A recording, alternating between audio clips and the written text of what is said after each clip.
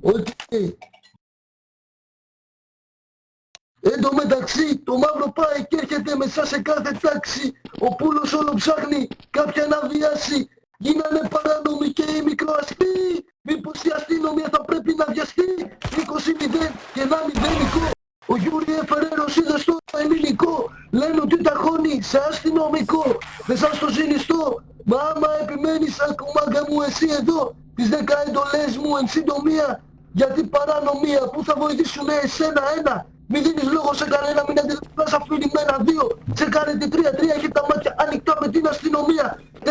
Άσους να σε φοβούνται παρά να σε λυπούνται. 6. Όποιος σου τι κάνει θα σου τι ξανακάνει. 7. Όλα παίζονται στο χρήμα, όλα γίνονται γι' αυτό. 8. Να πιστεύεις πάντα στο Θεό. 9. Αυστηρά, μακριά η οικογένεια. 10. Μην εμπιστευτείς ποτέ καμιά γυναίκα. Αυτά τα λίγα.